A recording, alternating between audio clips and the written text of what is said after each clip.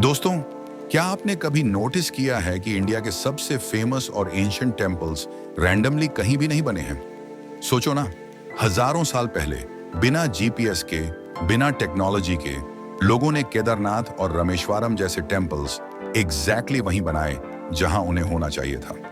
इसके पीछे geography, geometry और एनर्जी का एक पूरा साइंस छिपा है, जो आज भी साइंटिस्ट को शॉक करता है। आज की वीडियो में हम जानेंगे कि कैसे केदारनाथ टेम्पल ने 2013 की भयानक फ्लड्स को कैसे सरवाइव किया, रामेश्वरम के कुओं का पानी खारे, समुद्र के बीच मीठा कैसे है, और क्या सच में टेम्पल्स को बनाने के पीछे कोई एंशिएंट एनर्जी साइंस थी।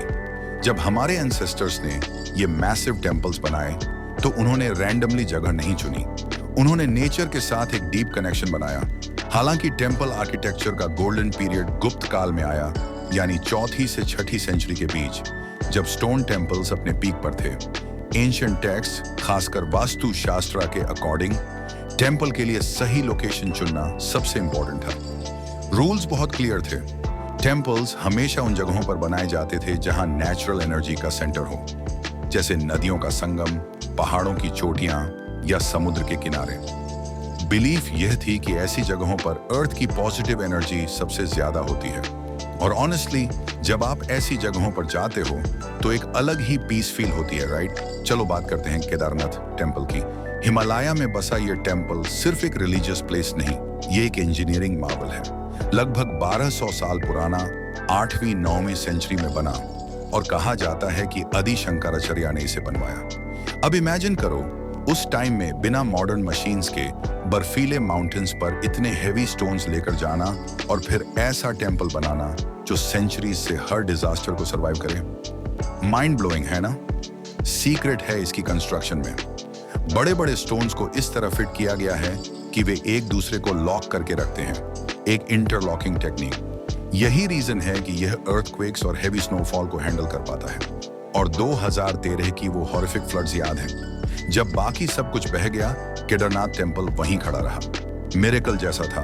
एक ह्यूज रॉक, जिसे अब भीमशिला कहते हैं, टेम्पल के एग्जैक्टली पीछे आकर रुक गई। इस रॉक ने पानी की पावरफुल फ्लो को 2 पार्ट्स में डिवाइड कर दिया और टेम्पल बच गया। सोचो, कोइंसिडेंस या फिर हमारे एंसेस्टर्स का नेक्स्ट लेवल नॉलेज, जिन्होंने इतनी स्ट्रेटेजिकली सेफ लोकेशन चुनी।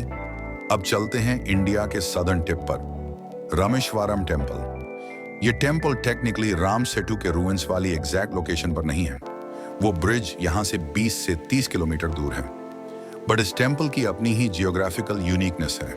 ये टेम्पल अपने मैसिव कॉरिडोर्स के लिए फेमस है, इंडिया के लॉन्गेस्ट में से एक। बट रियल मिस्ट्री है इसके 22 सेक्रेड कुओं में। चारों तरफ सॉल्टी सी वाटर होने के बावजूद सभी 22 कुओं का पानी स्वीट है।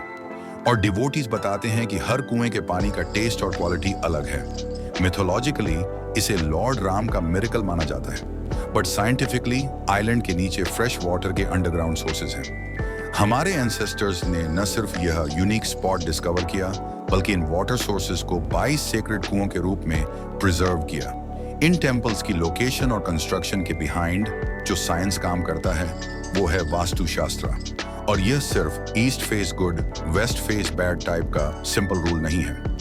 वास्तु एनर्जी, जियोमेट्री और नेचर के एलिमेंट्स को बैलेंस करने के प्रिंसिपल्स पर बेस्ड है। बिलीफ ये है कि एंशिएंट टेम्पल्स उन स्पॉट्स पर बनाए जाते थे जहां अर्थ की मैग्नेटिक एनर्जी मैक्सिमम होती है। कहा जाता है कि टेम्पल का गर्भगृह, जहां मेन डेटी होती है, एग्जैक्टली उसी पॉइंट पर होता था जहां यह एनर्जी सबसे पावरफुल हो। और यह भी माना जाता है कि डेटी के नीचे कॉपर प्लेट्स और शिखर पर कलश इस एनर्जी को कलेक्ट करके पूरे एटमॉस्फेयर में डिस्ट्रीब्यूट करते थे। यही रीजन है कि जब आप बेयरफुट टेम्पल में एंटर करते हो तो एक डिफरेंट काइंड की पीस और पॉजिटिविटी फील होती है। हालांकि modern science in magnetic energy theories को पूरी तरह वेरीफाई नहीं करता, बट ये डेफिनेटली हमें एंशिएंट इंडिया के डीप नॉलेज की ग्लिम्स देता है। तो दोस्तों, आपको क्या लगता है, कोइंसिडेंस है या हमारे एंसेस्टर्स के पास रियली कोई एडवांस नॉलेज था जिसे आज हम फुली समझ नहीं पाए?